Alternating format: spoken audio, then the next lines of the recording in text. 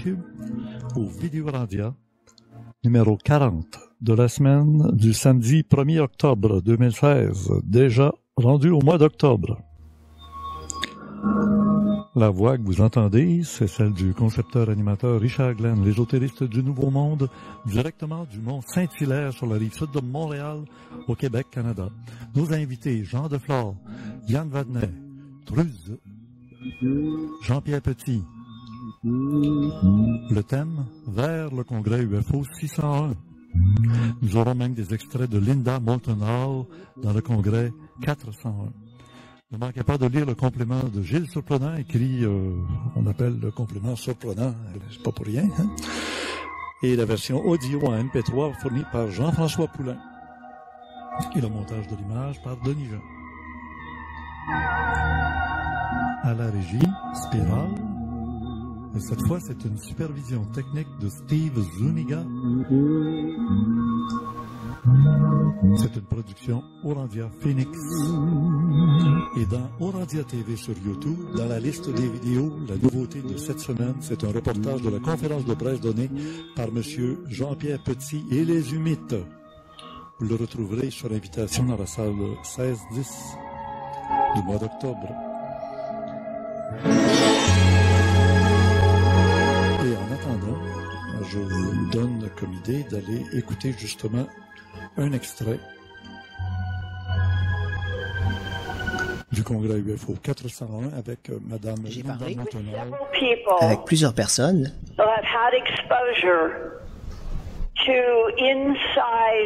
qui avaient eu accès à des informations dans des agences, et tous ces gens m'ont dit la même chose. Le gouvernement des États-Unis a fait une entente, un pacte avec la mauvaise espèce. Si ce qu'ils m'ont dit est vrai, il y aurait eu également des grands blonds qui auraient exigé que le gouvernement abandonne toutes les armes nucléaires.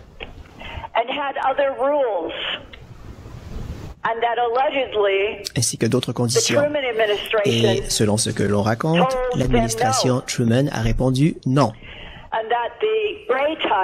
Et les extraterrestres gris qui ont fait un pacte n'exigeaient pas de telles choses. Ils n'avaient pas de telles conditions. Alors, est-ce que ça veut dire que l'espèce des grands blancs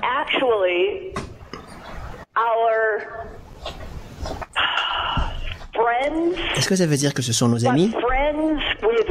Mais est-ce que ce sont des amis qui imposent des règles? Des amis qui nous disent vous allez détruire cette planète et nous n'allons pas vous aider. Nous n'allons pas vous donner d'énergie libre. Nous n'allons pas vous donner ces...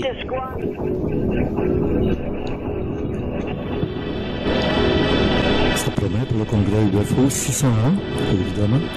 Alors, j'aurai l'occasion d'en parler, puisque toute la soirée, ce Videorandia que nous faisons ce soir est entièrement consacré au congrès UFO 601 qui s'en vient dans une semaine. On va être samedi prochain, le 8 octobre, du matin au soir, de 9h le matin, donc arrivez vers 8h15, 8h30, passez à la billetterie. Si vous avez déjà acheté vos billets à l'avance, on a la liste, les hôtesses vous attendent à la table de l'accueil.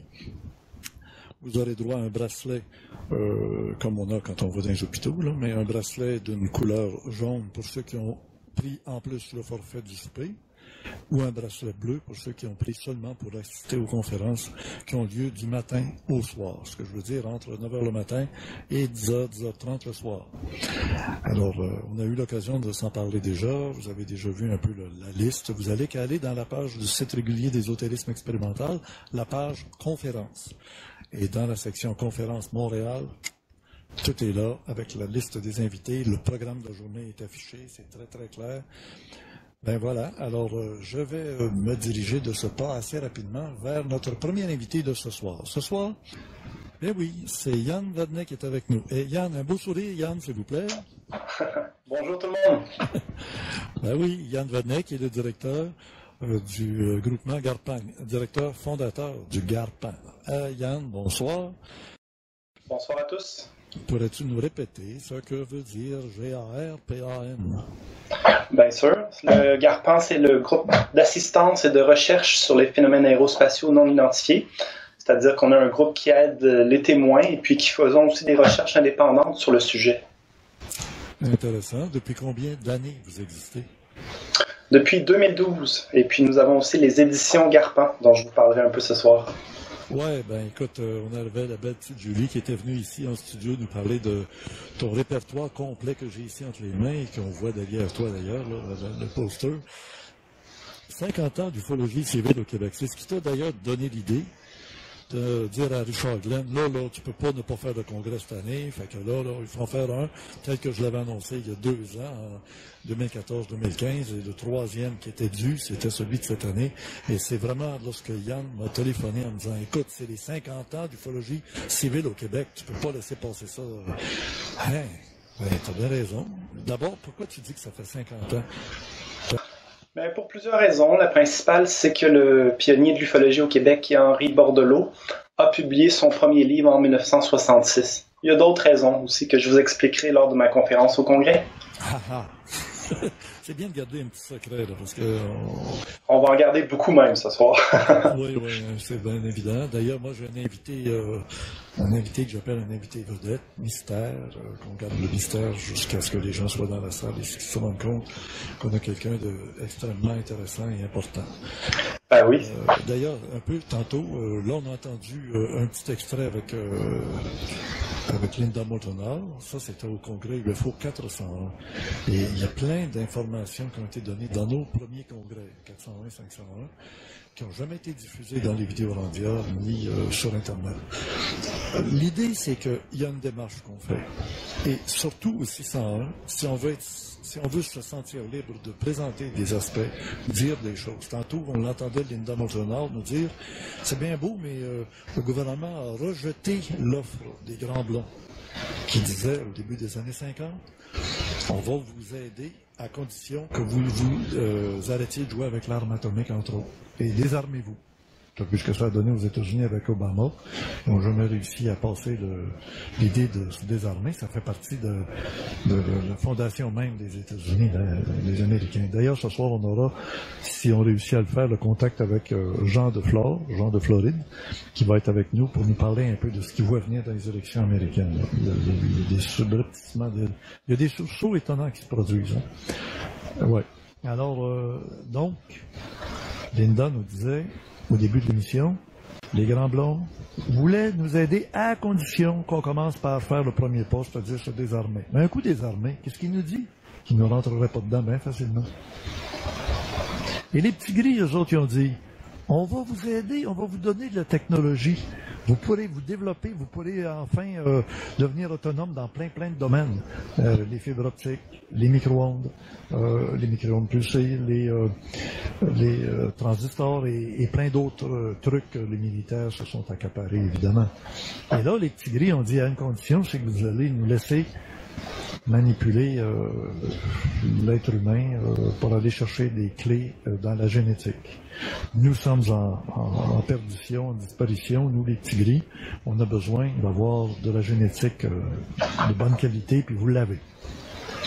Alors, on appelle ça faire des hybrides, un mix entre des humains et des extraterrestres. Et vous avez entendu le témoignage de Marc Saint-Germain, qui va être avec nous au Congrès, avec Pierre... Caron, merci, hypnothérapeute, qui ont étudié 2 cas québécois. Actuellement, c'est absolument très chaud et je les en remercie encore de nous avoir permis d'échanger avec les 2 contactés abductés, dont elle, la dame, Sylvie P., qui a été inséminée artificiellement, et on est venu lui retirer des fœtus. Parce qu'ils veulent faire des hybrides, ils veulent essayer de faire un mixage entre une génétique extraterrestre qu'on appelle aliénigène, aliénigène, qui veut dire des gènes étrangers. Des gènes, c'est la code génétique, c'est la fabrication, la base même, là, de nos blocs Lego là, de notre génétique, c'est l'ADN. Alors, oui, c'est ça. ATCG, les 4 blocs Lego. Nous autres, on a les bonhommes Lego. Qui se trouve, tiens, Gilles peut le montrer peut-être en gros plan. Là, vous le tiens sur la tablette ici, Gilles. On a des bonhommes Lego. Oui, là-bas. Tadam!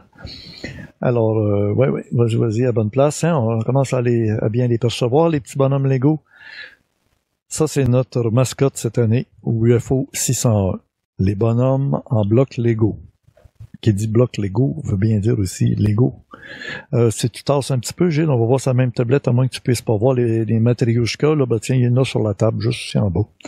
Alors, les matrioshkas, ça se trouve être les poupées russes. Ben oui, ça, c'était notre mascotte en 2014. Puis en 2015, c'était Monsieur et Madame Patate sur la tablette juste un peu au-dessus, Gilles. Tu vas voir un Monsieur et Madame Patate. Voilà. Ouais. Tiens. Là.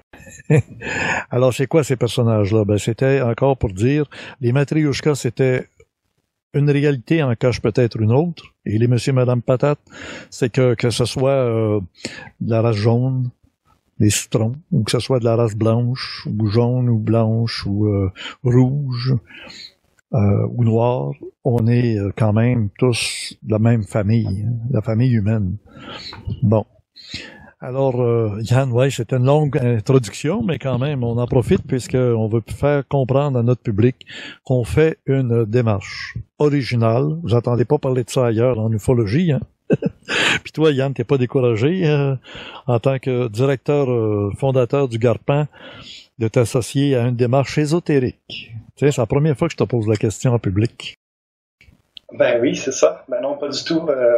Moi-même, j'ai étudié les traditions ésotériques lorsque j'étais à l'université, le gnosticisme, ouais. La théologie pharaonique, et puis comment que ces traditions-là se sont transmises de génération en génération, en passant par la Renaissance jusqu'à l'époque moderne.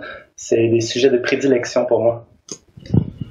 Et puis d'un point de vue ufologique, ben en effet, c'est juste le mot en lui-même, c'est ésotérique. Fait que oui, il y a des témoignages ovnis, il y a des faits qui sont présentés, mais il y a toujours comme une profondeur à tout cela. Et puis là, ça dépend de nos interlocuteurs, à quel point on peut cheminer avec eux pour discuter de ça. Ben là, on a des bons invités. On commence la journée du samedi à 9h.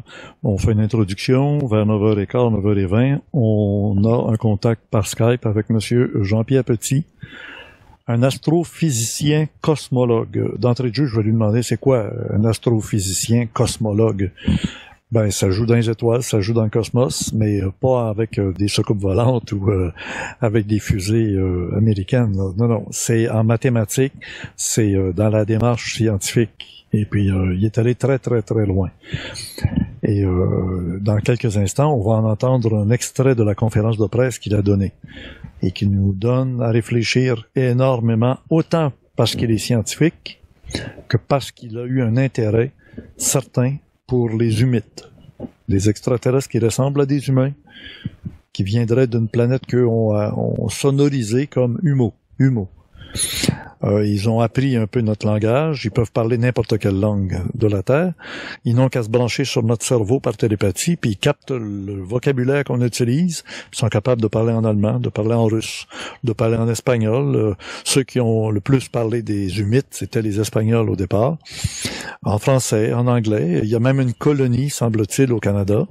Il y a eu des documents qui sont revenus sur la place publique dans les débuts, là, dans les années 60, qui provenaient du Canada. Alors tout ça, là, ça fait partie d'une histoire de l'ufologie. Tu connaissais bien ça, j'imagine, Yann? Non, c'est pas... l'ufologie, c'est tellement vaste, on peut pas être spécialisé en tout. J'ai jamais traîné entièrement le chapitre humide. Je sais qu'il y a des recherches sérieuses qui ont été faites de ce côté-là. Oh oui, sérieuse, vraiment.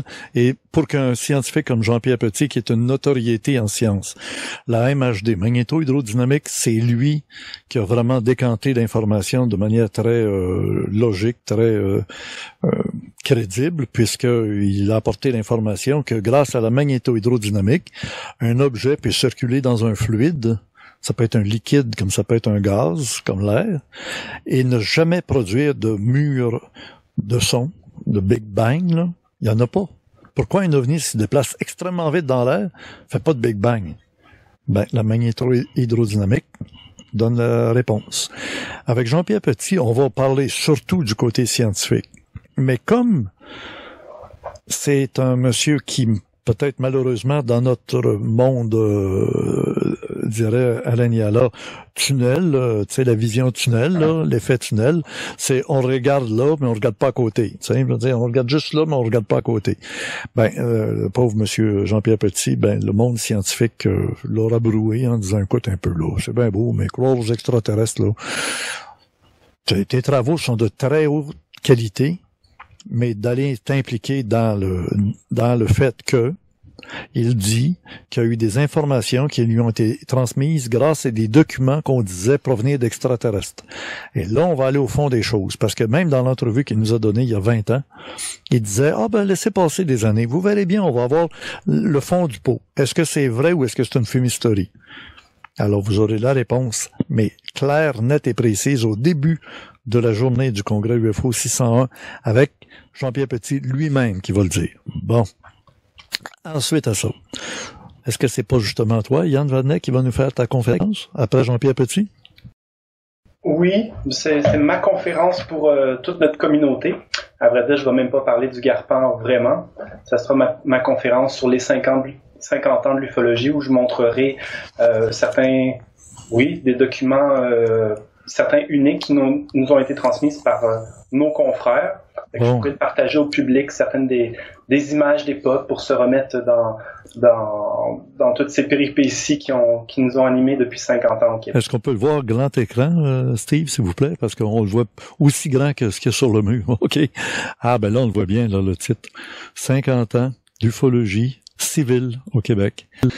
Puis là, on voit déjà des pages couvertures de certains livres qui ont fait école là, en ufologie. Peux-tu nous les nommer rapidement en faisant le tour? Là? À midi, c'est le procès des soucoupes volantes.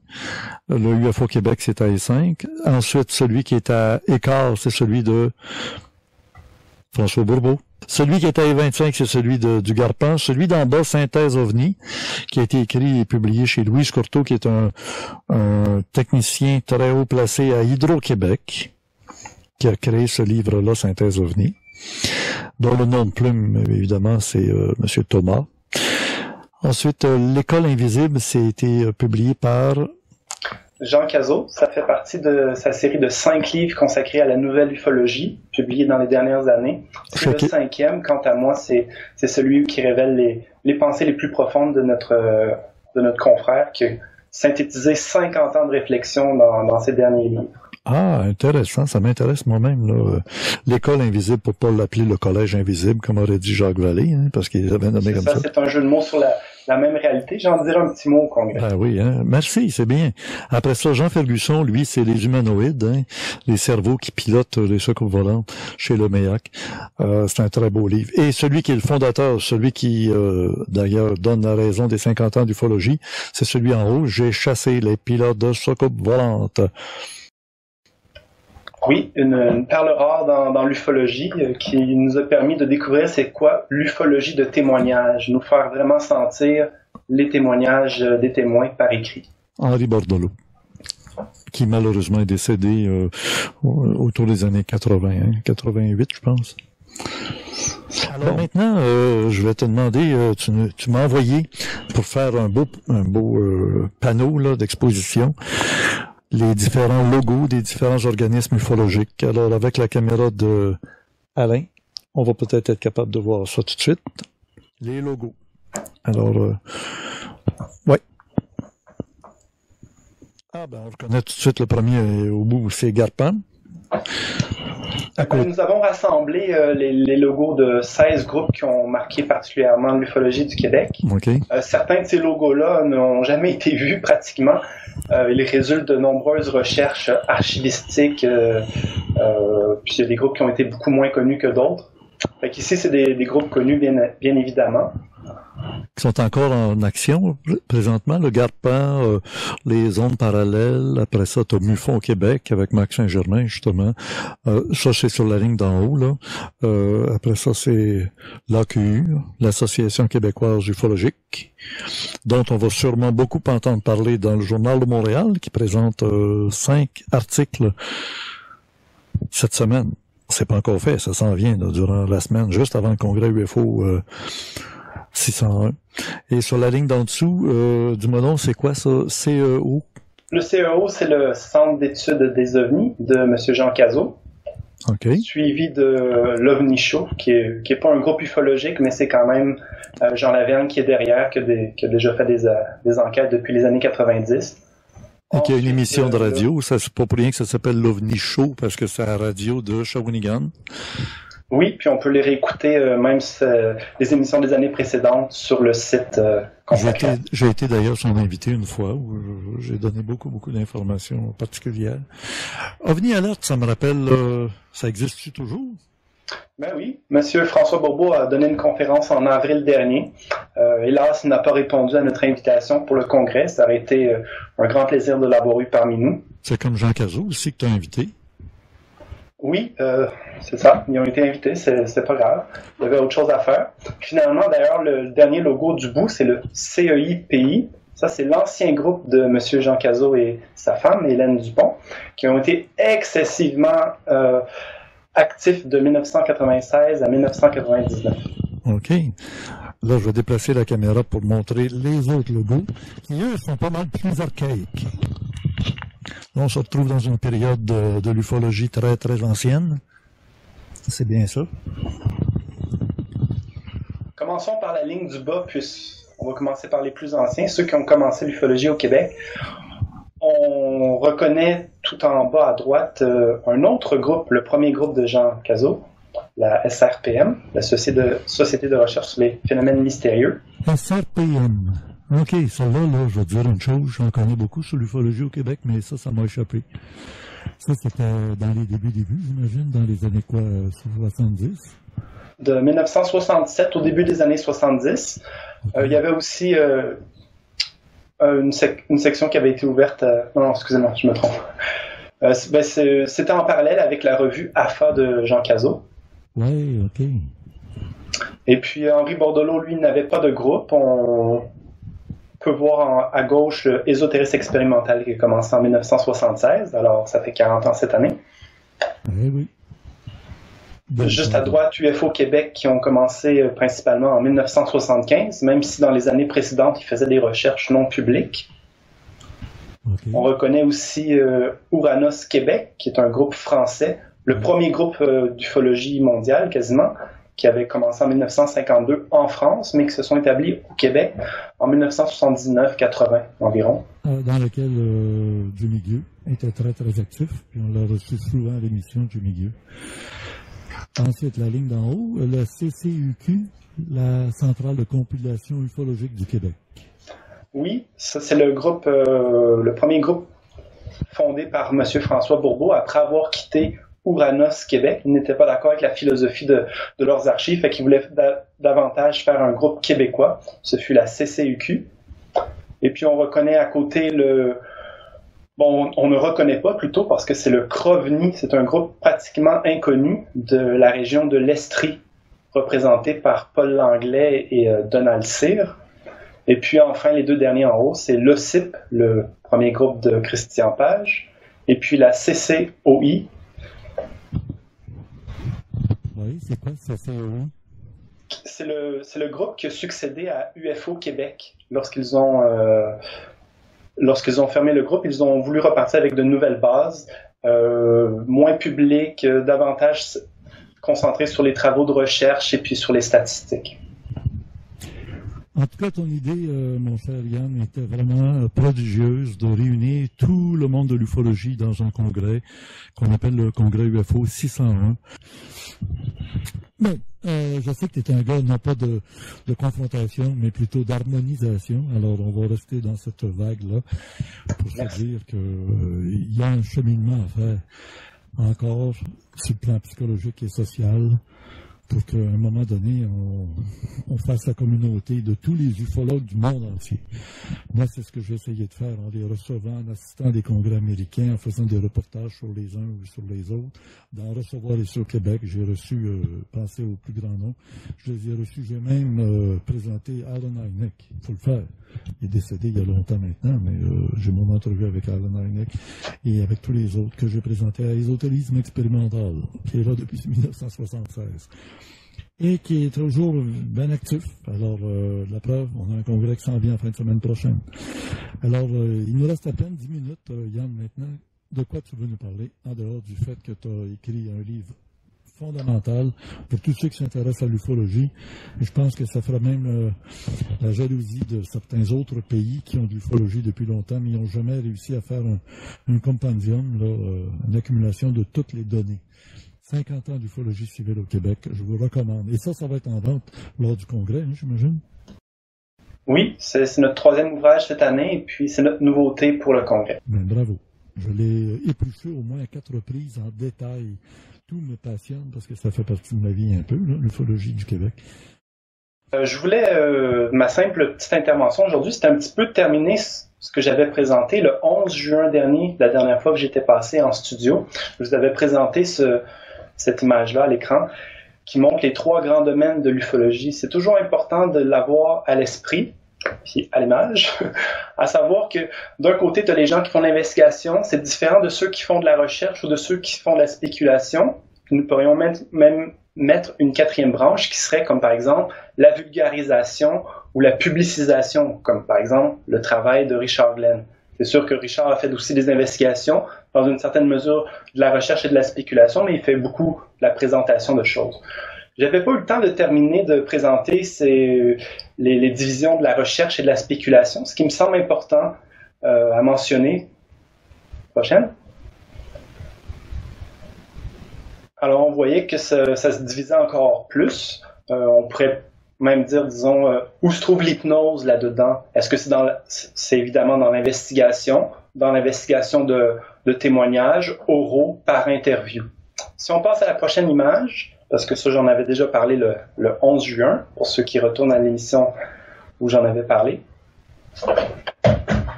Alors, dans la recherche, c'est très vaste aussi, d'autant plus qu'il existe des dizaines de milliers de cas OVNI et qu'on peut recouper de différentes façons. On peut les recouper soit en faisant un travail historique, soit en faisant des types de comparaison. Au niveau du travail historique, on procède ou par synchronie ou par diachronie. C'est-à-dire, par synchronie, on va prendre un ensemble de cas ufologiques, mais de toutes d'une même période. Par exemple, toutes dans la même semaine, ou toutes dans la même année, ou durant l'espace de 10 ans. Tandis que diachroniquement, c'est qu'on va étudier les cas OVNI, ou encore les témoignages en eux-mêmes, d'une époque à l'autre, disons d'une décennie à l'autre, comment ça a évolué, ou encore comment étaient les ovnis du Moyen-Âge et de l'Antiquité par rapport à l'époque moderne. Ça serait des façons de procéder. Et puis, je répète que si j'en parle, c'est que pour moi, ce type d'ufologie-là, présentement dans la section recherche, c'est très subtil, c'est basé sur de nombreuses recherches, sur 70 ans d'ufologie, de nombreux chercheurs, et puis, quant à moi, c'est parmi les niveaux les plus subtils de l'ufologie. Parce qu'il faut rester très rationnel et détaché des cas. Yann, je te recommande qu'on refasse une entrevue dans ce domaine-là. On parle aujourd'hui du congrès UFO 601. On voit que tu es érudit, que tu as une formation certaine. Tu as d'ailleurs les diplômes universitaires dans le domaine, qui est plus mythique ou au-delà de terre à terre. Je te disais, lorsqu'on s'est parlé au téléphone, on ne parlera pas d'ufologie dans la boîte. Tu sais, ce que je veux dire, c'est d'aller chercher les traces puis les preuves dans la terre. C'est pas là, on est rendu. Ça c'est le travail des investigateurs. C'est différent du travail de recherche que je viens à grands traits de vous esquisser. Il me reste juste 3 images à vous présenter.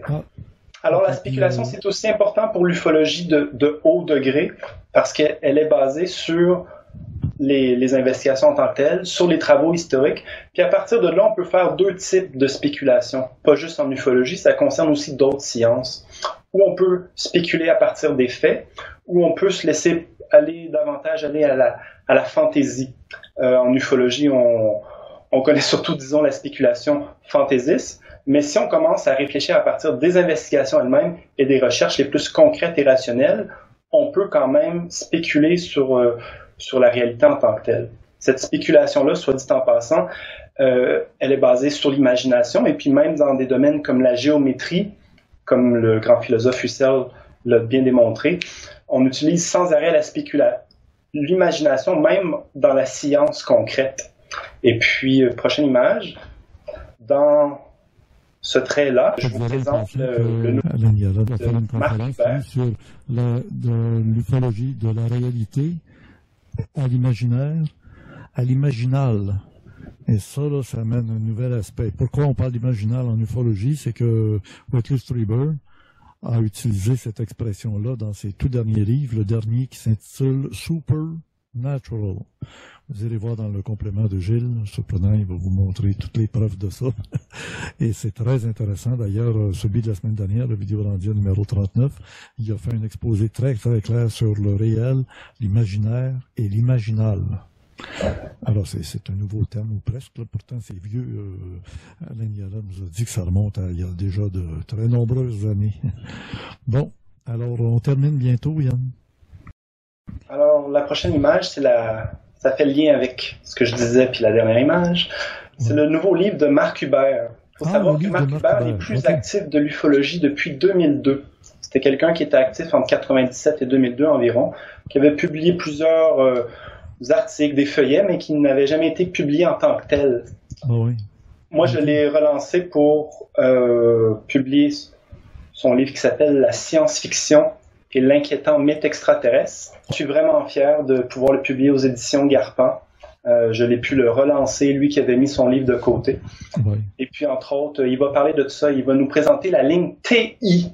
La ligne TI, c'est la ligne technique imaginaire. C'est un instrument d'analyse pour les récits de science-fiction, mais aussi pour les récits de contactés, afin de les situer numériquement, à savoir s'ils sont plus une présentation technique ou c'est plus quelque chose qui relève de l'imaginaire. Je laisserai lui-même nous présenter cet instrument utile. Ça va être présenté dans l'après-midi de samedi prochain, le 8 octobre. Et on aura deux autres invités, Laurent qui lui dit être en contact avec les extraterrestres, qui va aider des gens qui ont été assaillis ou dérangés par des extraterrestres, et puis il est capable de rentrer vite dans le vif du sujet, puis il sait le langage utilisé pour apaiser les gens qui ont été troublés par ces présences-là. Ensuite, on aura Étienne qui lui vient en tant que représentant de la nouvelle génération travailler sur le domaine de l'ufologie quantique. Alors, on sait que la physique quantique, la mécanique quantique intéresse beaucoup de monde présentement, et les voyages dans le temps, tout ça est en cause. Ben voilà, alors Yann Vadnais, merci de ta présence avec nous ce soir. Il y avait autre chose à ajouter avant qu'on se quitte? Non, ça va aller, merci. Ben, merci beaucoup. Je te dis bonjour, c'est moi qui te fais disparaître. Bonne soirée à tous.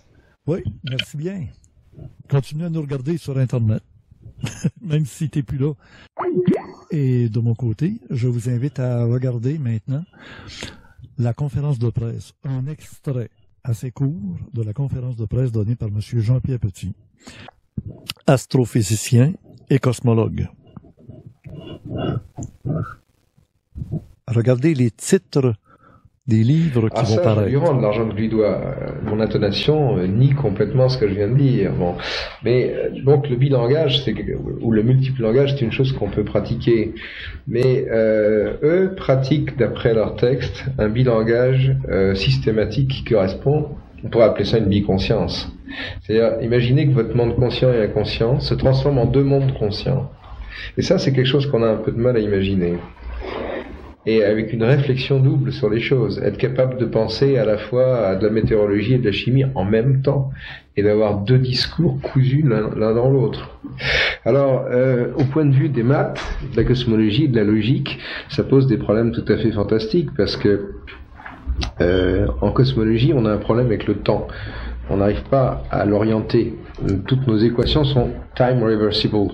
Hein, et quoi qu'on fasse, à chaque fois qu'on essaye d'attraper cette flèche du temps et de la fixer, elle a une tendance naturelle à se retourner. Et la meilleure façon de la négocier, ce serait de décrire un phénomène à la fois du passé vers le futur et du futur vers le passé. Et pour ça, il faudra avoir un bilangage. Il faudra avoir une écriture mathématique qui va avec. Et à ce moment-là, notre logique serait différente. Elle aurait 4 valeurs au lieu de 2. Elle correspondrait à vrai, vrai, faux, faux, vrai, faux, faux, vrai. Ce serait plus la logique aristotélicienne. Elles existent tout dans ces textes. Donc, il y a plein de choses vraiment scintillantes, exotiques. Il y a des paillettes dans ce limon, quoi. Il y en a en cosmologie, il y en a en technologie. Il y a une prédiction, par exemple. Nos ordinateurs vont être luminiques. Actuellement, je ne sais pas si dans la presse scientifique on montre des progrès sur la nanoélectronique, sur le fait que nos microprocesseurs sont en train de maigrir. Le mégaoctet va devenir de plus en plus dense. Et si on continue cette évolution, on va tomber vers des ordinateurs qui géreront des paquets de charge électrique qui viendront très faibles et qui deviendront très sensibles aux perturbations électromagnétiques. Donc à ce moment-là, ce sont les ordinateurs photoniques qui doivent prendre leur lait. Et les ordinateurs photoniques, ils sont déjà à l'étude depuis longtemps, comme de bien entendu chez les militaires. En effet, pour faire un guidage de tête de missile en phase finale de rentrée, il faut la piloter, donc il faut un peu d'électronique. Alors cette électronique est extrêmement sensible aux explosions thermonucléaires, à ce qu'on appelle l'arme EMP, Electromagnetic Pulse. Donc les militaires se sont dit, il faut absolument qu'on ait des systèmes de guidage basés sur des ordinateurs qui ne soient pas des ordinateurs électroniques. Donc les missiles sont le moteur d'une recherche intensive sur les microprocesseurs optiques. Et là, il y a une description sur cette finalité. Tous nos processeurs vont devenir des systèmes optiques. Ça paraît assez logique.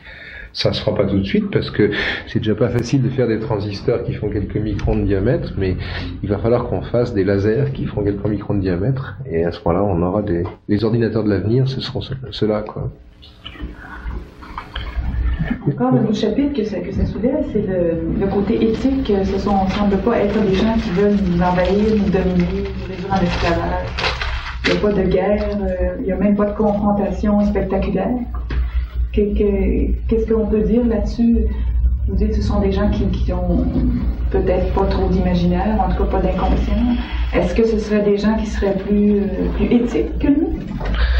Moins que je dirais à la fois oui et probablement différemment. C'est-à-dire que nous, on a une telle vision terrestre. Qu'est-ce qu'on fait sur Terre? On arrive dans un pays, sur une île où il y a des gens qui vivent à l'âge de pierre et on les envahit. On arrive chez eux avec un hélicoptère. Je me rappelle un jour, on avait découvert, je crois, les Tassadai aux Philippines, qui étaient des gens qui vivaient à l'âge de pierre. Bon, on leur a amené des couteaux, des haches, des miroirs. Vous imaginez, vous prenez un homme de l'âge de pierre, vous lui donnez une glace. Ça perturbe sa culture de façon extraordinaire. Les Papous ont été découverts en 1932 pour ce qui est de l'intérieur de la Nouvelle-Guinée. Bon, ils ont été découverts par des chercheurs d'or. Et on pourrait se dire maintenant, qu'est-ce qui reste de la culture papou? Il en reste une espèce de version très distordue. Ils ont gardé les plumes, la couleur pour faire payer le tourisme, mais on a créé une perturbation absolument colossale dans leur vision de l'univers, dans leur cosmologie. Et c'est une chose qui a été assez bien décrite par un ouvrage qui a été publié il y a un an ou deux par un type qui s'appelle Connolly, qui s'appelle Premier Contact. Et des journalistes et des ethnologues sont allés en Papouasie, en Nouvelle-Guinée, et ont retrouvé des témoins de la première irruption blanche, et on cherchait à savoir quelle avait été la réaction de ces gens-là. Et la réaction des Papous, mais c'est un effondrement total. Je donne un exemple. Tout leur commerce était basé sur le culte du moka, c'est-à-dire sur le commerce avec des coquillages. Et ces coquillages transitaient très très lentement depuis la côte jusqu'à l'intérieur des terres. Bon, un jour, on a pris un Papou, on l'a emmené en avion au bord de la mer, et il a vu que le bord de la mer était jonché de coquillages. Donc monétairement, au point de vue mythique, tout s'effondrait. En plus, le bout de la Terre ne correspondait pas à ce qui était dit dans la tradition orale sur les colonnes qui supportaient l'univers. Il n'y avait pas de colonnes. Il est revenu en disant c'est pas ça. Bon, nous, on a des colonnes qui supportent notre savoir. Ces colonnes sont de nature religieuse, métaphysique, scientifique. Et si tout d'un coup on nous apporte des éléments qui perturbent tout ça, notre savoir s'effondre. Et là, il y a une phrase sur laquelle je voudrais insister. C'est que toute pensée qu'on peut avoir, que ce soit une pensée de tous les jours, une pensée scientifique, c'est un système organisé de croyances. Et nous ne sommes que ça. Nous sommes des systèmes organisés de croyances, y compris sur le plan scientifique. Chez nous, les croyances, c'est les axiomes. Mais vous-même, si vous faites un peu un retour et que vous êtes honnête, vous vous apercevez qu'il y a des choses auxquelles vous croyez et que si on vous les enlève, vous devenez fou. Votre mental s'effondre complètement. Et l'évolution mentale d'un être humain, ça consiste à changer de temps en temps une croyance à une autre. Et c'est un peu comme un bâtiment où on changerait une colonne, on la remplacerait par une autre et le bâtiment évolue, mais il évolue lentement. Maintenant, si vous enlevez toutes les croyances et que vous n'êtes pas fichu de les remplacer rapidement, eh bien, linguistiquement, l'individu s'effondre complètement. Donc c'est ça l'éthique. C'est par rapport à une question du genre, mais pourquoi ne pas prendre contact directement avec nous? Eh bien, quand on prend contact directement avec une population, on l'écrabouille complètement, culturellement.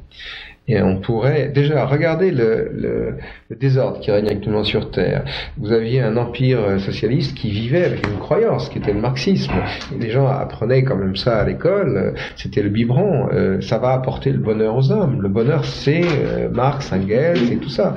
Et tout d'un coup, c'est fini. Moi, j'ai des amis qui ont une cinquantaine d'années, qui ont été élevés aux jeunesses communistes, qui sont soviétiques, qui ont été au parti. Tout d'un coup, tout ça fiche le camp.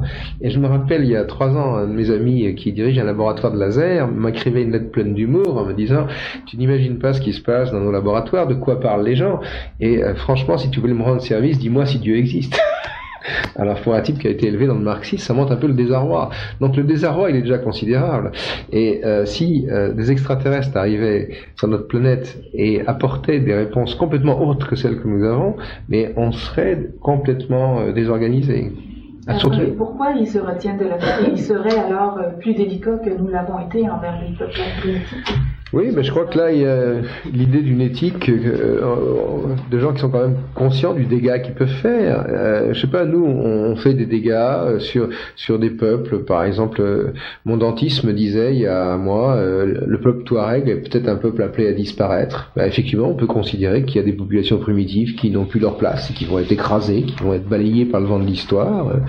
On peut aussi dire, il faudrait peut-être faire attention parce que ces gens-là, ils ont le droit d'exister, quoi.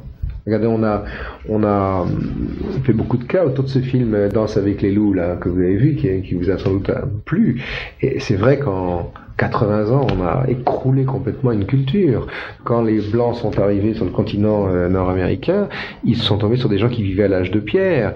Et l'âge de pierre, ils avaient des flèches avec des silex, ils connaissaient pas les métaux, mais ils avaient une pensée que nous commençons seulement à envisager et à découvrir. Pas à découvrir parce qu'elle a disparu, puisque c'était une pensée non écrite. Mais il y avait une culture, il y avait une vision du monde qui, sur certains plans, nous était supérieure. Nous, on commence simplement à imaginer que la nature, ça puisse être quelque chose et qu'il faut vivre avec. Et que l'homme occidental se trompe peut-être en essayant d'imposer des lois à la nature.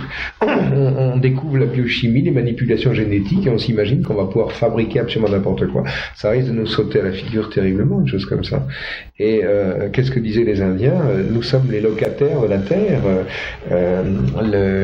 la nature, les populations de bisons, ça existe indépendamment de nous, et nous vivons en symbiose avec ce genre de choses-là. Et il nous faut attendre un siècle de révolution industrielle pour commencer simplement à envisager qu'il faut une évolution symbiotique. On découvre ce que c'est que l'écologie, on ne peut pas faire absolument n'importe quoi, qu'il va falloir gérer les choses un peu différemment.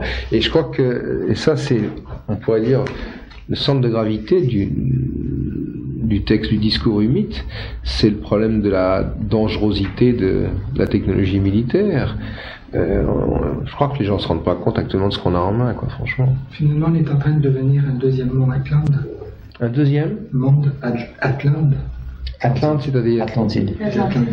Oui, on peut disparaître complètement, ça c'est sûr, mais peut-être jusqu'à un point où la vie ne pourrait pas se recréer sur Terre, hein, parce que, bon, dans ce genre de conférence de presse, le sujet est mythe, il est assez coloré, le livre est amusant, c'est vrai que il y a une partie Spielberg dans ce bouquin quand on l'a un peu lu, c'est amusant. Hein, bon, je l'ai conçu comme ça parce que je me suis dit autant que les gens passent un bon moment, quoi. Mais les problèmes que ça soulève après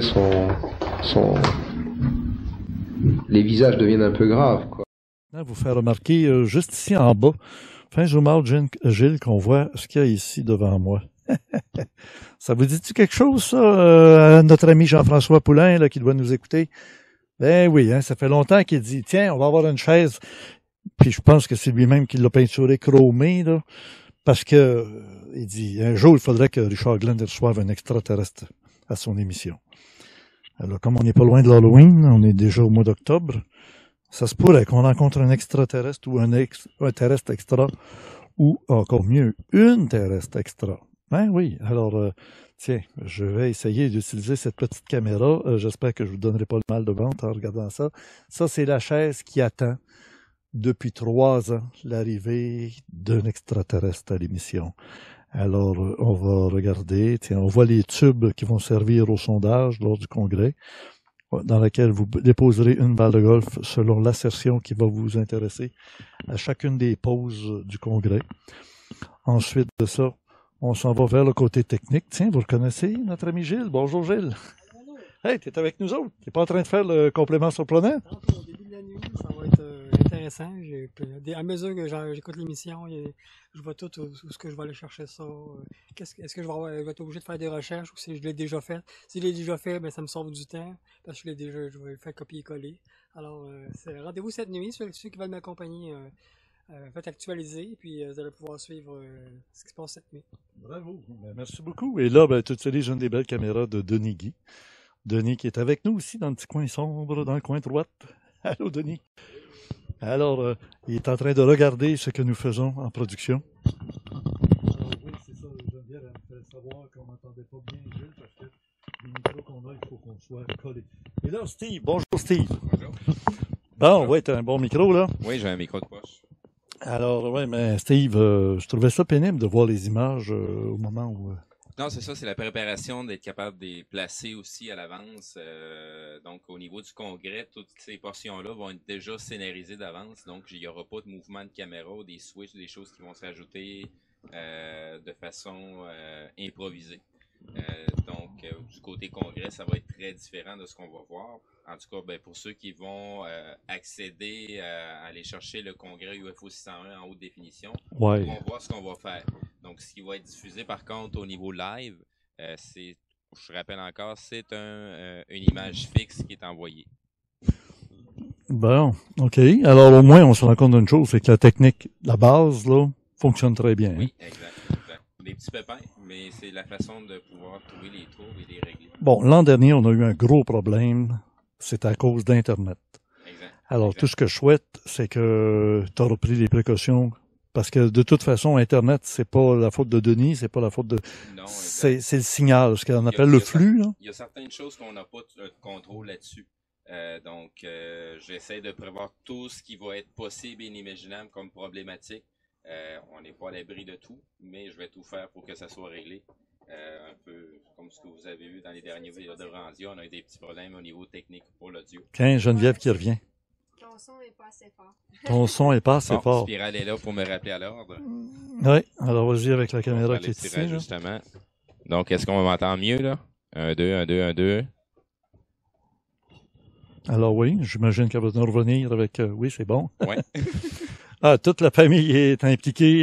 Exact. Les amis. C'est un travail d'équipe. C'est un travail d'équipe, c'est pas le travail d'une seule personne. Puis il faut le répéter, on se prend pas pour Radio-Canada. Hein. Non, exact. On fait de la essaie télévision. de donner quelque chose de très intéressé, de bonne qualité. On travaille fort pour ça. Ben oui. Donc, on va améliorer les choses au fur et à mesure qu'on va avoir le besoin. Donc, et donner le maximum du produit qu'on peut donner aux gens qui nous suivent au Club Créé, les gens qui se déplacent au Congrès UFO. Donc, on met la main à la porte, toute la gang. Denis, Gilles, oui. les mêmes gens que vous avez l'habitude de voir. Oui, Jojo à la porte d'entrée, Ronald, Mimi, Joanne. On a tous notre petit rôle à signer à travers l'organisation. Fait qu'on continue à travailler, puis on continue à avancer. Oui, bravo. Là, je pense que, tiens, elle s'en vient. Regardez la porte là, qui est en train de s'entrouvrir, là. Ben oui. Oh là là, oh! Hey, l'extraterrestre qu'on attendait depuis des années est arrivé. Oh, ok, j'ai hâte de la connaître un peu plus. Si on prend la chance de... Je m'en viens t'inviter, un bel extraterrestre ici. Il y a une chaise qui avait été prévue il y a très longtemps pour accueillir notre extraterrestre, mais je vais te dire, au lieu de t'asseoir sur une chaise sec comme ça, là, on a un beau fauteuil juste ici qui t'attend. Pourquoi pas? Elle est pas parleuse, hein? Il y a un micro juste là à côté de toi, là. Ouais, c'est ça. Puis pour l'allumer, tu pushes sur le bouton par en haut, ça va bien aller. Comme ça? Ah, voilà. Hey, tu parles français? J'essaye. J'apprends. Je disais que souvent les extraterrestres, on le sait, ils utilisent la télépathie tout simplement en se branchant sur le cerveau de leur interlocuteur. Si je parlais polonais, tu pourrais me parler en polonais très bien parce que j'aurais dans mon cerveau la base de la langue polonaise. Bon, comme je parle français, tu peux parler en français parce que tu viens chercher dans ma tête là, les mots que j'ai. C'est bon. Ben écoute, merci d'être venu ici en studio pour nous parler. Parce que j'aimerais savoir d'abord comment ça se fait que tu es rendu ici là, chez Richard Glenn à Mont-Saint-Hilaire.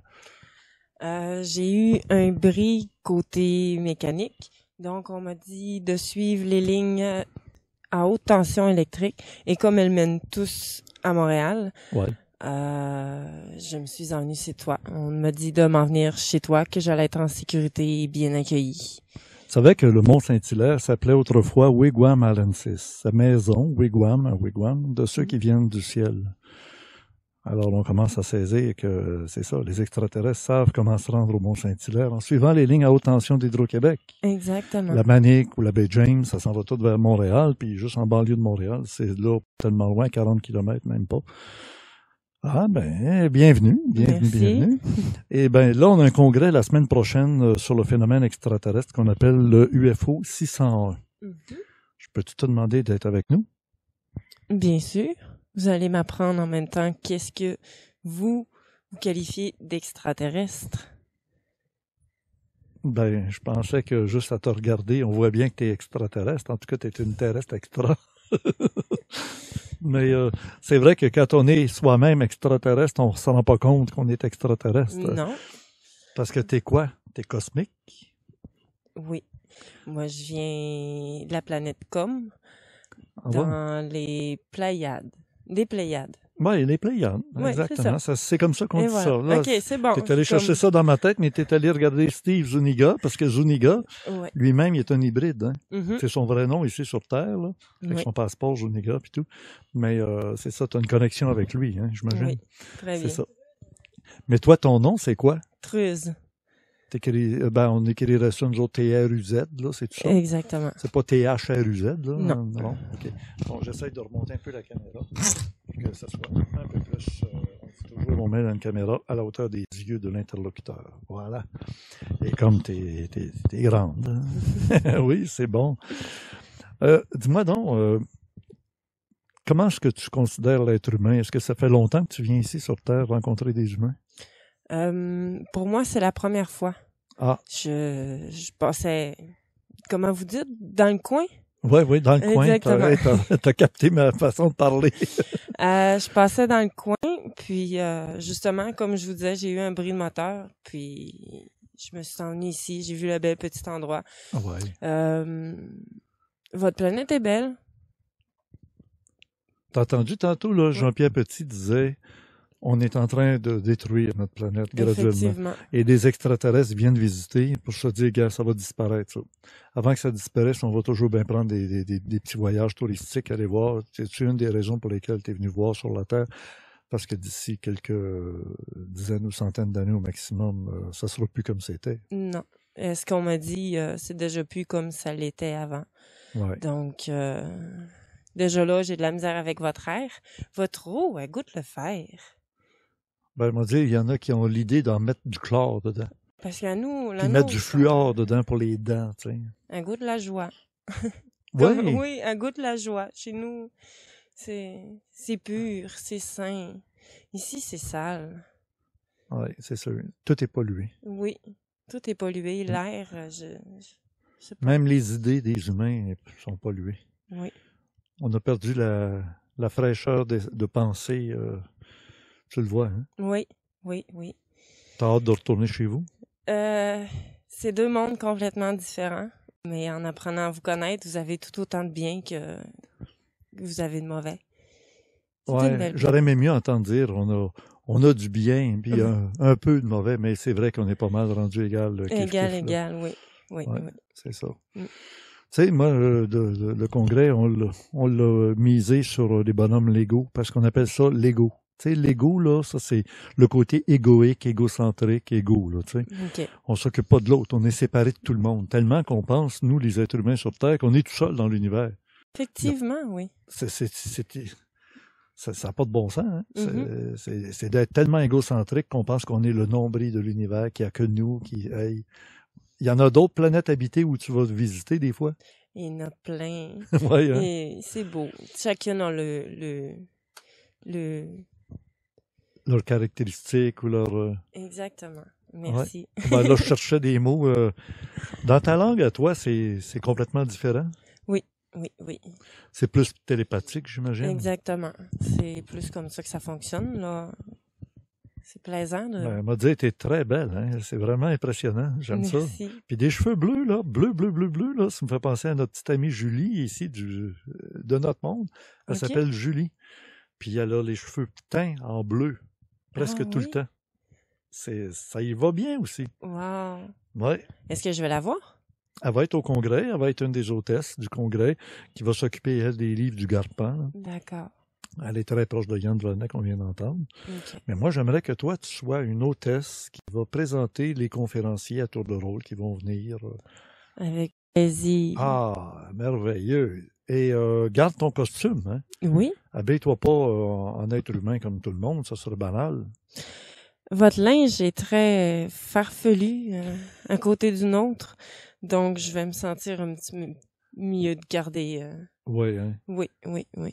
Puis moi, j'ai entendu dire que c'est un type de linge que lorsqu'on veut le nettoyer, on le met dans une machine, il fond. Donc, tout est brûlé, tout est disparu, puis il se reforme dans ton format à toi, exactement. Exactement. Et il te va comme un gant, d'ailleurs. Merci. Ben oui, hein. Je ne sais pas si vous le voyez bien, Gilles, je ne sais pas de l'angle où il est. On peut te voir, mais j'ose-tu reculer un peu la caméra pour qu'on te voit un peu plus loin, là? Mais quand même, ça va nous permettre de voir que, ben oui, c'est ça. Alors, on voit bien que de la tête aux pieds, tu es vraiment... Ah oui, les souliers. Ah, ben Geneviève a dit, montre les souliers. C'est des souliers spéciaux. Ben, c'est bien, mais vous avez des lacets, ça me surprend. Moi, je pensais que ça aurait été des velcro ou en tout cas quelque chose qui ne marche pas avec des lacets. Mais pourquoi c'est comme ça? Une question de confort. Ah bon, c'est pas pareil. Mais non, oui, c'est beau pareil. Bien sûr que c'est beau pareil. Certain. Ça va bien, toi, à côté de la licorne, là? Oui, je me sens... Tu te sens chez vous? Il y en a des licornes sur ta planète? Oui. Ah, ça, c'est merveilleux. Hein? Oui, c'est notre... Avez-vous de la musique sur votre planète? Ah! Qu'entendez-vous par musique? C'est des vibrations dans l'air qui produisent des sons. Quand la vibration est lente, c'est des sons graves. Quand elle est très rapide, c'est des sons aigus. OK. Je dirais que nous, c'est plus des sons lents. Nous, on est tranquille, serein, relax. Mais là, il y a une chose qui est sûre. Oui. Tu es une fille féminine. Donc, il y a des sexes et il y a des gars masculins. Oui. Et la procréation se fait-elle dans des tubes ou par contact physiologique, sexuel? On se touche les mains. Ah ouais? Et ça va produire des petits? Non, c'est pas vrai. Non, c'est par tube. Par tube? Oui, exactement. Oh, vous n'avez pas le plaisir de connaître le plaisir? C'est comme ça notre plaisir, nous. Ah bon, OK. Oui, c'est comme ça. Ah ben, en tout cas, ouais, c'est merveilleux. On le voit. Nous, vous l'avez... Je crois que les femmes l'ont dans le ventre. Donc, elles le sentent. Ah, mais ils souffrent beaucoup quand ils le mettent au monde. Ça n'a pas de bon sens. Nous, on n'a pas ça. Ouais. Donc, nous, on a le plaisir de le voir grossir et grandir.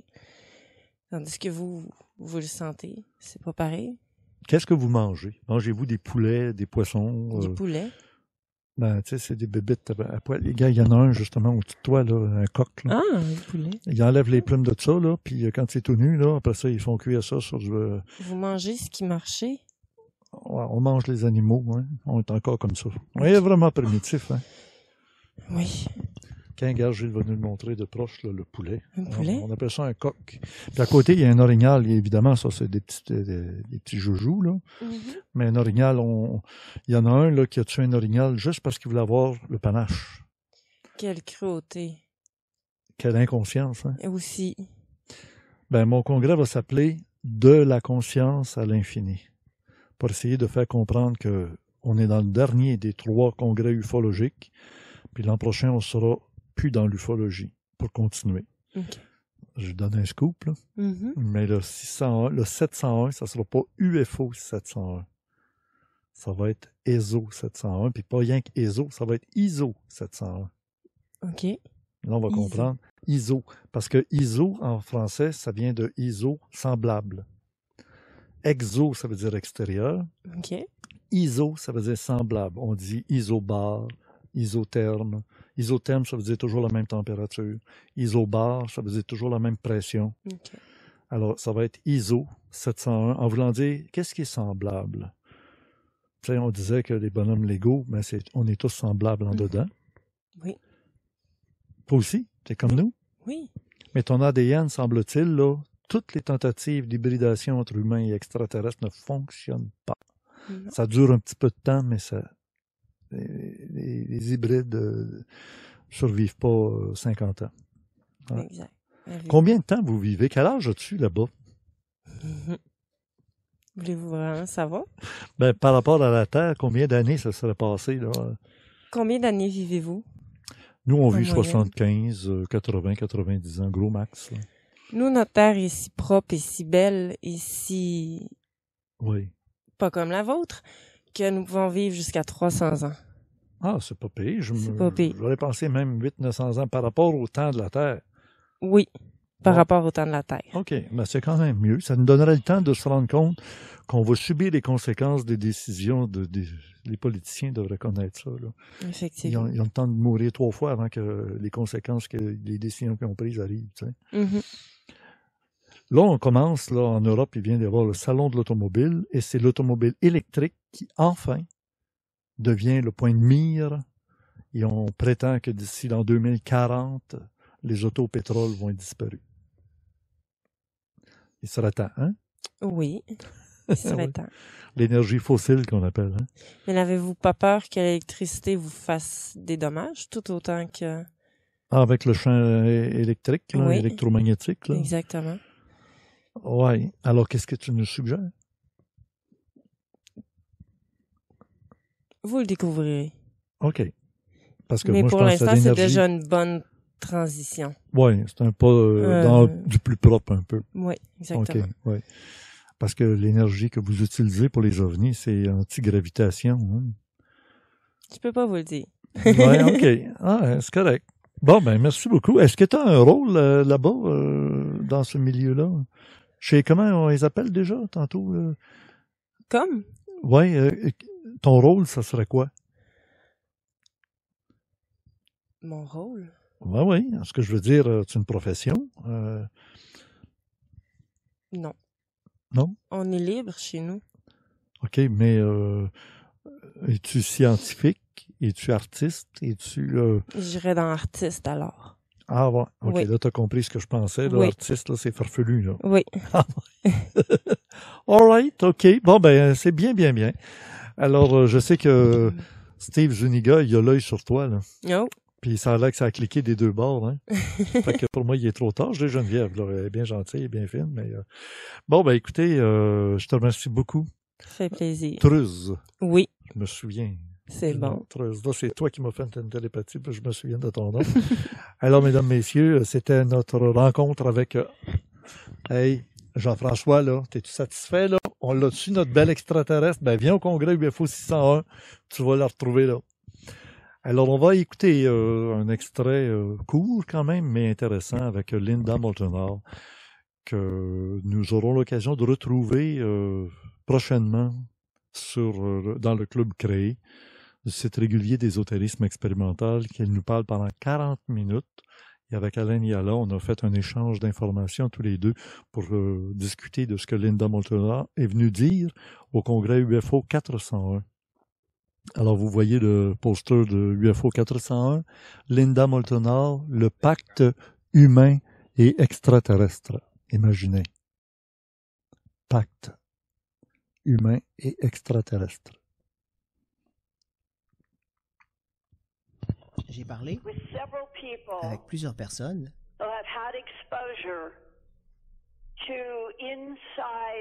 qui avaient eu accès à des informations dans des agences et tous ces gens m'ont dit la même chose. Le gouvernement des États-Unis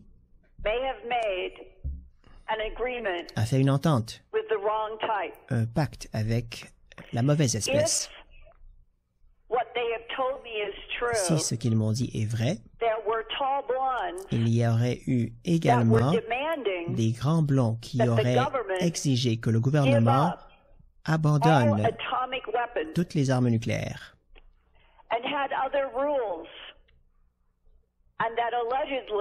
Ainsi que d'autres conditions. Et selon ce que l'on raconte, l'administration Truman a répondu non. Et les extraterrestres gris qui ont fait un pacte n'exigeaient pas de telles choses. Ils n'avaient pas de telles conditions. Alors, est-ce que ça veut dire que l'espèce des Grands Blonds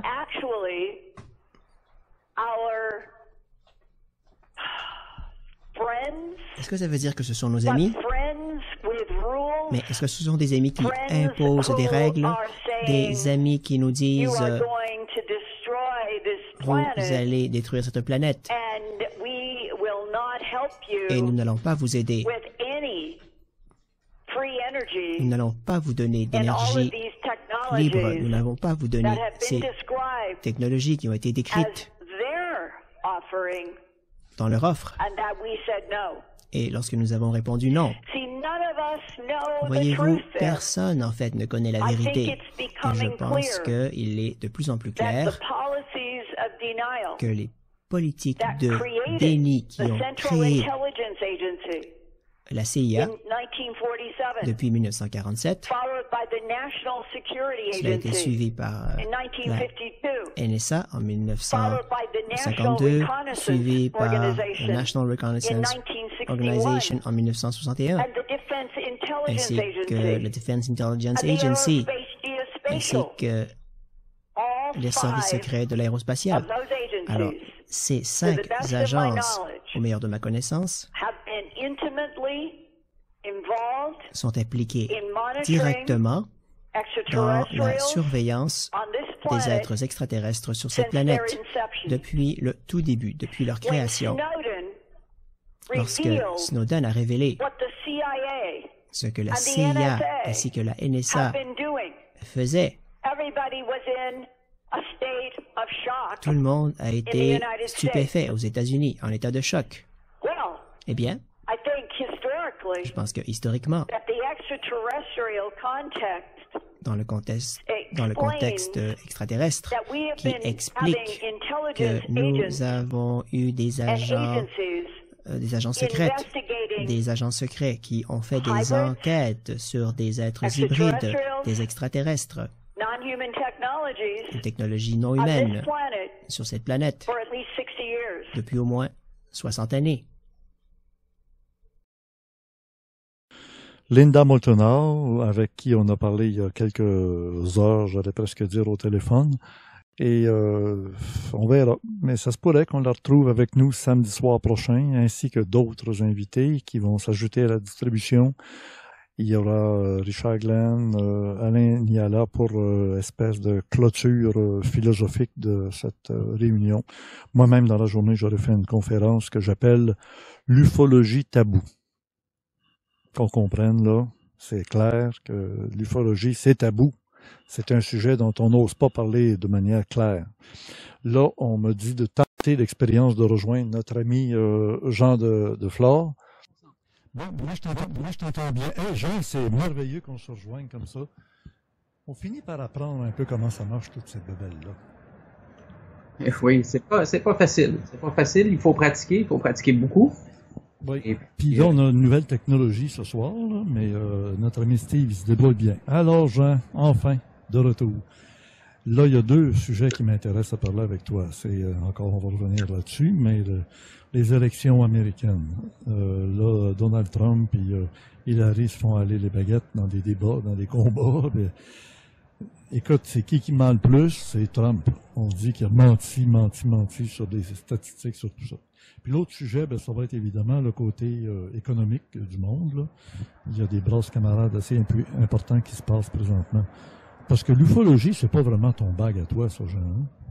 Ben, ça m'intéresse, mais disons que je n'ai pas l'expérience et la connaissance de tes invités. Alors, j'écoute. Je trouve ça intéressant, et puis avec le temps, on en saura plus. Il faut être patient. C'est un domaine où il faut être très patient. Et puis, c'est ça. En attendant qu'il y ait des événements nouveaux, j'écoute ce que ceux qui ont à dire nous racontent, et puis on verra bien avec le temps. Moi, mon idée de base, c'est connais-toi toi-même. Et après, tu connaîtras l'univers et les dieux. Les gens voudraient rencontrer des extraterrestres, mais ils sont pleins de préjugés, pleins de problèmes d'ego, de toutes sortes. Comment peuvent-ils être en rapport harmonieux avec des êtres qui sont en harmonie? Ils ne s'approchent pas d'être en désharmonie, qui vont créer seulement des tumultes. Ils ne veulent pas se mettre dans le trouble. C'est ça. C'est comme nous autres. Quand on a des voisins que le couple, la maison à côté se chicane, ben on veut pas trop s'en mêler. On se tient loin. Exactement. C'est un peu la même chose. Hein? J'imagine si j'étais visiteur d'une autre planète, vers une autre planète, visiteur d'une autre planète, ben puis je voyais que il y a de la bisbille comme ça, je me tiendrais loin. Je les laisse chicaner. Quand ils auront fini de chicaner, ben là, on se présentera. Parlant de chicane, puis parlant de politiciens, on dirait qu'ils sont là pour parler de chicane, puis d'essayer de faire la chicane à tout bout de champ. Là. C'est fondamental. Là. Il n'y a pas un qui base sa politique sur la paix. Ah ben là, je suis en désaccord avec toi, puis je te l'ai déjà mentionné.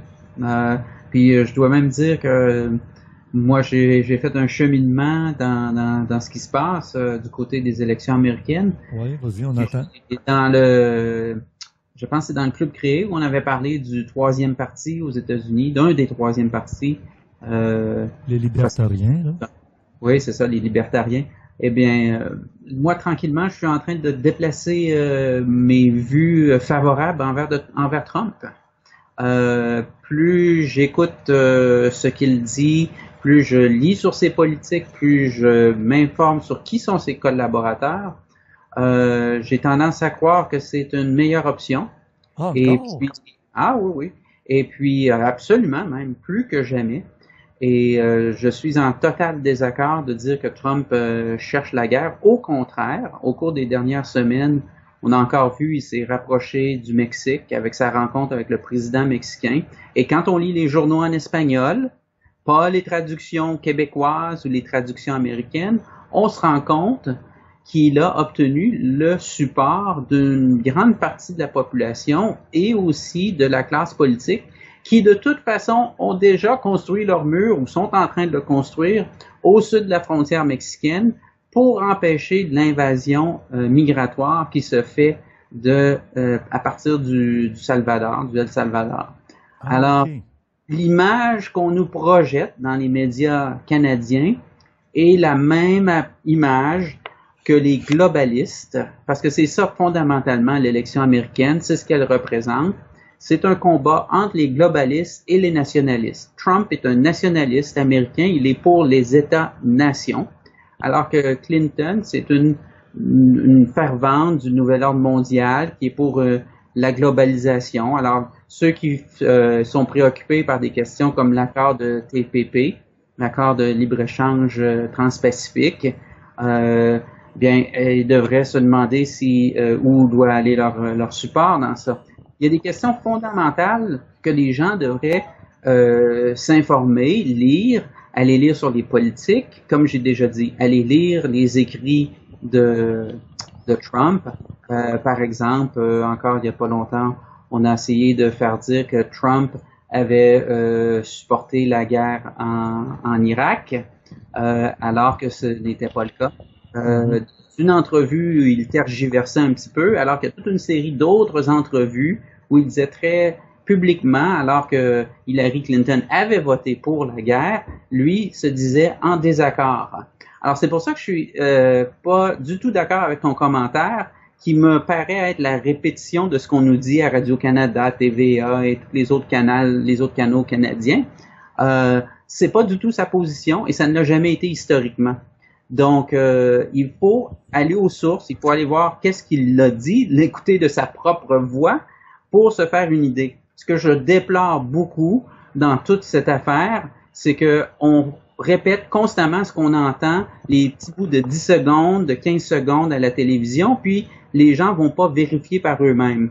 Quand on écoute d'autres médias, les médias alternatifs, les chaînes de télévision comme RTTV, Al Jazeera, et même la télévision chinoise, CCTV, qui est totalement anti-Trump, eh bien là, c'est intéressant de voir d'autres points de vue, voir comment ils sont présentés.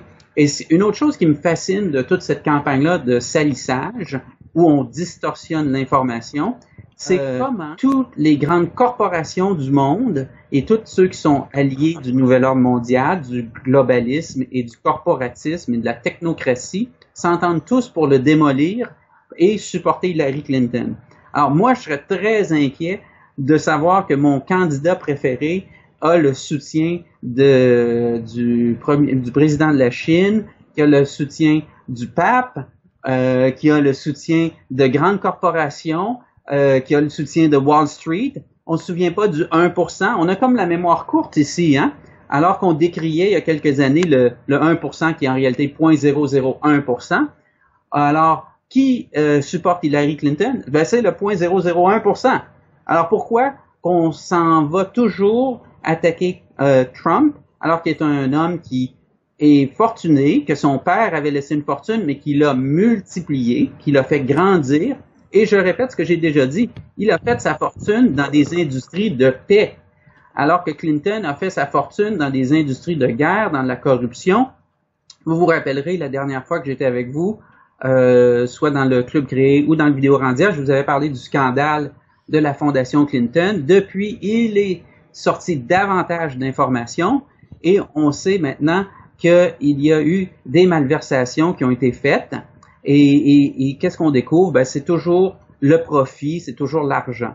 Une des choses qui revient, c'est l'absence d'idéologie de Hillary Clinton. On la décrit comme étant une femme avare qui est en fait préoccupée par l'argent. Puis ce qu'on voit de manigance de la Fondation Clinton, qui a reçu des millions de dollars pour l'aide à Haïti, ils ont donné 5% ou moins de 5% des donations à Haïti après les grandes tragédies qu'il y a eu, le grand tremblement de terre et ce qui s'en est suivi, le choléra, etc. Connaissez-vous beaucoup d'organisations dans le monde qui ne sont pas attaquées, des organisations charitables, hein, des organisations sans but lucratif? Quand elles prennent plus que 5% pour des frais d'administration, on les attaque, on veut les fermer, on les décrit sur la place publique. La Fondation Clinton, elle donne 5% et garde 95% pour ses opérations et d'autres types de budgets. Alors, on doit se poser des questions sur comment et qui font ces attaques dans les médias et dans quel but. Et moi, personnellement, je vous répète, quelqu'un qui fait sa fortune dans des industries de paix mérite notre support, plutôt que quelqu'un qui l'a fait dans l'industrie de la guerre, l'industrie du chaos, qu'on reçoit le support des banksters, parce que c'est ça, c'est eux qui financent sa campagne. Il n'y a aucun acteur majeur de l'économie américaine et mondiale, parce qu'il y a des manigances pour le financement à travers des organismes qui supportent Trump. Personne. Personne de ceux que entre guillemets, on a mis au banc des accusés dans les vidéos au cours des 5 dernières années. Les banksters, les compagnies pharmaceutiques, les compagnies qui font des produits génétiquement modifiés. Tout le monde connaît la relation d'Hillary Clinton avec Monsanto. Est-ce qu'il faut qu'on revienne là-dessus encore une fois? Et alors, pourquoi quand on parle dans les vidéos Randia et dans d'autres médias que Monsanto, c'est une compagnie terrible, et puis là, ici, dans le vidéo Randia, on dit Trump est terrible. Mais Trump, il est pas pour Monsanto. Alors, pourquoi on parle pas de ces choses-là? Non, on parle toujours de la moumoute de Trump, on parle toujours de son style. Ouais. Alors, faut comprendre que les Américains, et ça j'en ai déjà parlé, les Américains aiment ce style-là, aiment le style cowboy. C'est dans leur culture, ça leur va bien. Bien sûr qu'il y a des gens plus intellectuels qui vont être en désaccord avec un style comme celui-là, mais il faut faire bouger les masses. Et il a réussi à faire bouger les masses. Il a des dizaines de milliers de personnes qui vont à ces événements. Comme Bernie Sanders était du côté démocrate, celui qui attirait encore plus de foule que Trump à l'époque où il était là. Et il s'est fait voler sa candidature au Parti démocrate parce qu'ils ont utilisé les super électeurs pour le déplacer. Alors, Hillary Clinton, elle a un historique de manigance. Et encore une fois, on veut tout faire porter le blâme à Trump. Moi, je vous dis toujours la même chose. Prenez pas ma parole, prenez pas mes dires pour des faits, mais allez donc vérifier. Allez donc écouter ces discours sur YouTube. Ils sont là au complet, du début à la fin. Écoutez-les du début à la fin. Allez lire ses livres. Allez lire ses politiques qu'il a dévoilées. Il a dévoilé une politique économique, une politique sur les relations internationales. Allez les lire, elles sont sur Internet. Arrêtez de vous fier aux médias qui vous donnent un petit clip de 10 secondes et des médias que, encore une fois, on a déjà parlé au cours des 5 dernières années, qui sont contrôlés par des groupes d'intérêt. Et enlever la publicité des compagnies pharmaceutiques à la télévision, puis vous allez voir qu'il y a la moitié des programmes qui se feront plus. Parce que tout fonctionne à la télévision avec les compagnies pharmaceutiques. Vous compterez le nombre d'annonces qu'il y a de produits pharmaceutiques à la télévision, puis vous allez voir, c'est un large pourcentage de ce qui fait vivre la télévision. Pensez-vous qu'ils vont aller contre un candidat, ils vont aller pour un candidat qui ne les supporte pas. Ils vont choisir le candidat qui les supporte, évidemment, qui est Hillary Clinton. Alors, on a parlé de la mafia pharmaceutique longtemps et souvent, donc.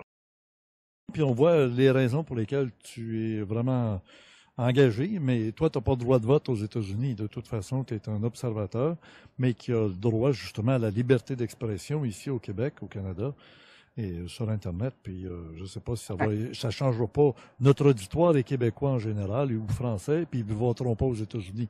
Fait que tu peux pas dire qu'ils vont censurer ce que tu viens de dire, parce que ça ne changera pas le vote des Américains qui parlent en anglais, puis qui ne t'écoutent pas, puis qui ne nous écoutent pas. Écoute, Jean, par contre, il y a une affaire qui me dérange beaucoup.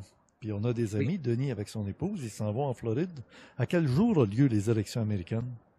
C'est, je crois que c'est le 6 novembre, si je me souviens bien. Bon, alors, eux vont être rendus aux États-Unis au moment des élections américaines.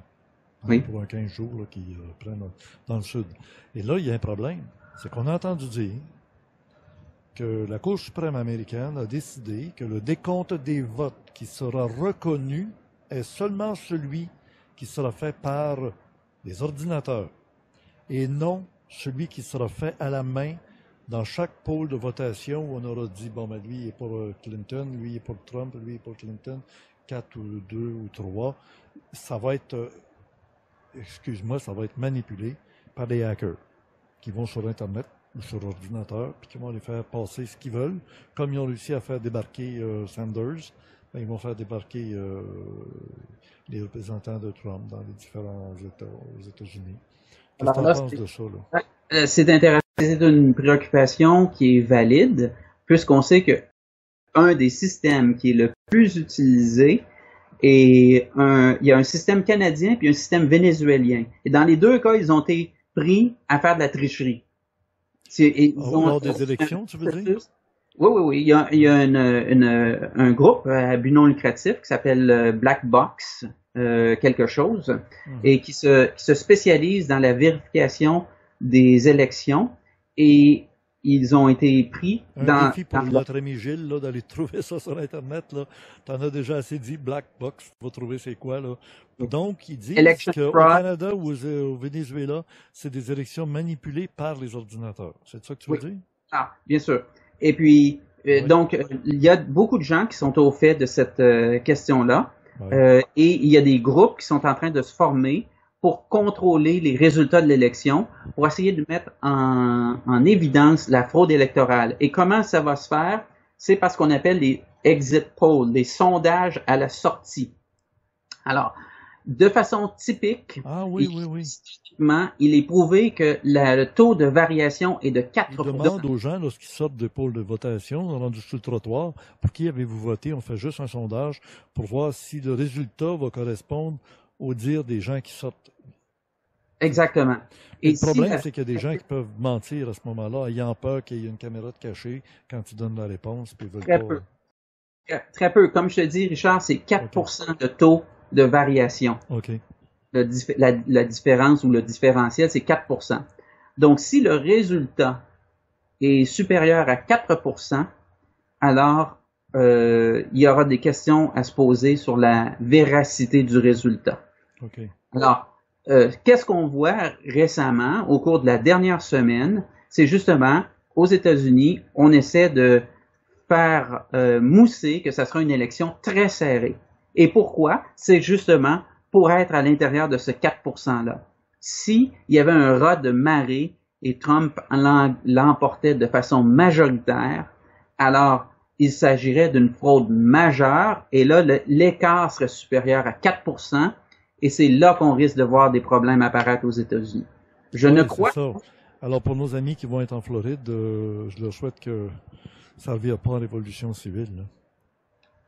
C'est une possibilité. On sait que ça fait des années qu'il y a des groupes qui tentent de fomenter la révolte. On l'a encore vu depuis 3-4 ans avec les groupes de Noirs et là, depuis quelques années avec ce qu'on appelle Black Lives Matter, qui est une autre création de George Soros.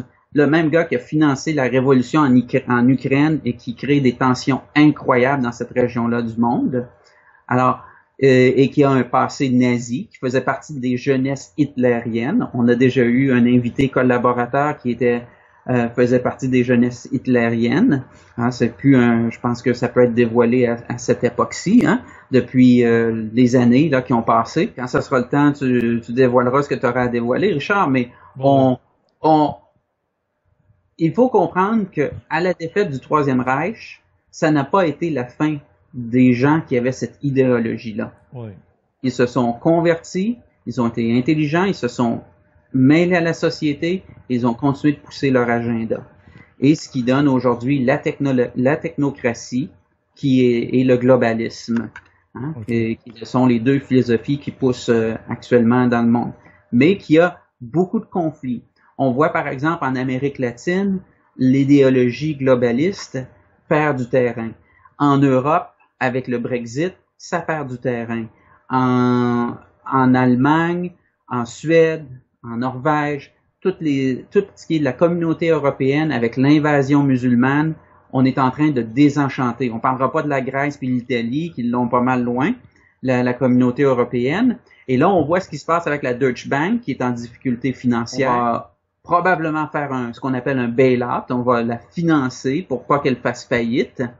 Alors que l'Allemagne avait fait des pressions sur l'Italie et sur la Grèce pour ne pas sauver leurs propres institutions. Alors là, il y a plusieurs observateurs qui se demandent si ça ne sera pas la cause de l'éclatement final de l'Europe, de l'Union européenne, ou alors qu'ils passeront au travers.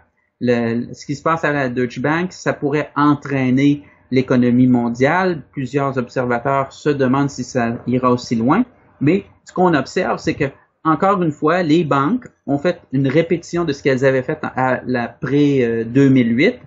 Elles ont investi de façon importante dans ce qu'on appelle des derivatives. Je ne sais pas en français comment on les appelle là. mais ce sont des instruments. Des fonds dérivés. Je sais pas en français comment on les appelle. Alors, ce sont des instruments, mais ce sont des instruments à toute fin pratique, laissent les banques à découvert. Alors, ce sont des instruments qui 8 fois plus à toute fin pratique laissent les banques à découvert. Et c'est ça qui avait provoqué l'éclatement de l'économie, la bulle qui avait éclaté en 2008. Et c'est ça qui avait provoqué l'écrasement, aujourd'hui en 2016, c'est qu'il y en a la bulle qui a éclaté. Donc c'est ça la grande peur, ce qu'on se rend compte aujourd'hui en 2016, c'est qu'il y en a l'étendue des dommages. Donc c'est ça la grande banque, qui est une des grandes banques mondiales, c'est la banque privée, l'étendue des dommages. Et le cours d'une des grandes banques mondiales, une banque privée, des actions s'est effondré au cours des derniers jours. Et le cours des prix des actions s'est effondré au cours des derniers jours. J'ai déjà partagé ma position là-dessus, tout à fait.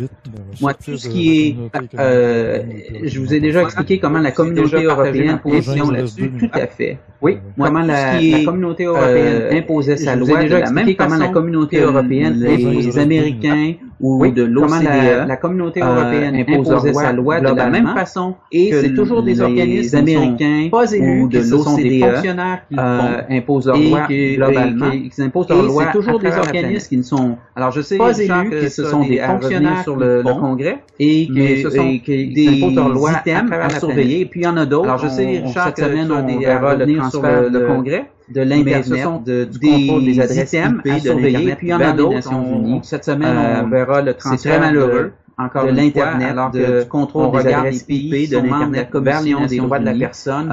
On doit se demander très malheureux, encore une fois, gérer l'Internet dans le futur et comment la liberté d'expression des droits de la personne. On doit se demander comment ces vidéos gérer l'Internet dans le futur. Et comment la liberté d'expression, si on n'est pas en français, mais on doit se poser la question, vidéo encore bien longtemps, on le fait. Peut-être qu'on aura un sursis parce qu'on les fait en français. Alors je sais, Richard, que tu veux revenir sur le Congrès, alors je vais te laisser ça dure encore bien longtemps. Tu as trouvé des réactions parce qu'il y a des intervenants qui ont... Alors je sais, Richard, que tu veux revenir sur le Congrès, alors je vais te laisser conclure. Étant tellement avancé, on va leur demander tout simplement d'aller l'écrire sur le forum. Jean va faire un tour, tu pourras répliquer. Ou alors, moi, je t'invite à revenir sur l'émission. Pas la semaine prochaine, parce qu'on va être en congrès la semaine prochaine. Imaginez donc, le samedi soir, habituellement, on est toujours là. Mais là, on va être dans la salle de conférence. Je ne sais pas si Steve a préparé une surprise pour qu'on ait un direct avec le vidéo rendu samedi prochain. Et 2 semaines après, ben, on va être rendu au 15. Et là, on va être faire un retour sur le congrès avec des scènes qui auront été filmées lors du congrès. Et après, ben là, on va peut-être reprendre notre petit train habituel. Et là, ça sera le temps de revenir, Jean, juste à peine à 1 semaine des élections américaines, voir un peu comment tu sens le pouls des derniers temps. Il y a des gens qui sont surpris de voir que Trump est toujours pas mort. Il n'y a pas eu d'accident étrange. On a remarqué que Hillary est tombée malade, puis des bouts, là, faisaient pitié un peu. On ne sait pas s'il y a des choses qui vont se tramer en coulisses, hein? Mais on va voir. Ben, je te remercie beaucoup. Hein, à bientôt, Richard. Jean, d'avoir participé. Puis à bientôt, certain. Hein, tu es d'accord? On se retrouve dans 3 semaines? On verra, là, je n'ai pas mon horaire dans 3 semaines, mais dans le futur, un futur proche, on va dire. Bon, parfait. Pour qu'on soit plus dans ce domaine-là, que ce soir, on voulait le consacrer surtout à bien prévenir les gens qui restent à peine 1 semaine pour s'abonner ou payer le billet par Eventbrite. D'ici mercredi soir, après mercredi soir, il sera trop tard pour avoir accès au souper. Vous pourrez venir le samedi matin à la porte pour assister aux conférences, mais la quantité de souper qu'on est obligé, nous, de payer chez le traiteur d'avance, ferme les portes mercredi soir. Si on leur dit qu'il y a 70 repas, il va y avoir 80 repas de prêt. Donc, on donne une marge de 10 repas de disponibles pour les gens qui achèteraient à la dernière minute là, le samedi matin. Mais s'il y en a 30 qui viennent le samedi matin pour avoir le repas, on va leur dire qu'il n'y en a plus. Il n'y aura plus de repas. Là. La quantité a été prévue pour autour de 10 et plus, autour un peu plus de 10. Ben, merci, Jean. À bientôt. Est-ce qu'on va te voir au congrès d'un coup? Encore là, je suis pas sûr de mon agenda de la semaine prochaine, mais ça m'intéresse et je sais pas si je pourrais me joindre à vous. Ben, tu pourras nous regarder en direct sur Internet si jamais le cœur t'en dit. Hein? Bien sûr. Parfait. Merci beaucoup, Jean. À bientôt. Au revoir. Au revoir.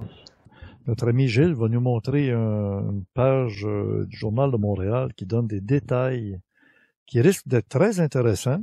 Moi, je ne sais pas le contenu, mais je sais qui a été approché. Le Garpan a été approché aussi. Je ne sais pas s'ils auront le courage de parler du congrès qui s'en vient en fin de semaine, puisque ce sont des articles qui vont paraître sur la piste des ovnis au Québec. Sur la piste d'ovnis au Québec, d'objets volants non identifiés au Québec. Et on s'en donnera des nouvelles la semaine prochaine ou 2 semaines après, parce que c'est vraiment la période de l'année où on entend parler beaucoup d'ovnis. Gilles va nous mettre la preuve que dans des films de Spielberg, c'est à l'automne, à l'époque de l'Halloween, les extraterrestres venaient voir. Betty Barney Hill, c'est à l'automne que ça s'est passé. Il y a plein de cas importants en ufologie qui se sont produits à l'automne, octobre, novembre, là. C'est la période de l'année où on dirait bien que les fantômes sortent de tombes en même temps que l'Halloween, en tout cas. Voilà. Bon, ben, je remercie, je veux dire, dans le générique, des noms qui sont pas écrits, parce qu'il y avait beaucoup de monde ici ce soir, vous avez dû remarquer. D'1 heure avec Jean-Pierre Petit, conférence de presse, et un autre document d'1 heure avec Linda Moulton qui vont être disponibles pour les abonnés au club créé cette semaine.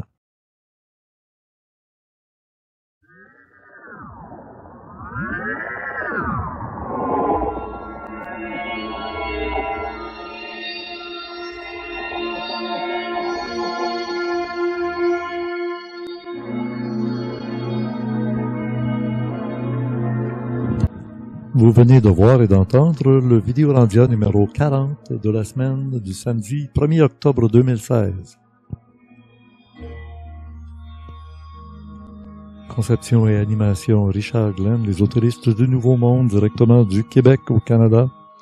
Du Mont-Saint-Hilaire, nos invités, Jean Deflore, économiste, Yann Vadnet du Garpan, Truze, la belle hôtesse extraterrestre parmi nous, Jean-Pierre Petit, cosmologue en conférence de presse, sur le thème vers UFO 601 et extrait du congrès UFO 401, c'était Linda Moulton, Earth Files, son site.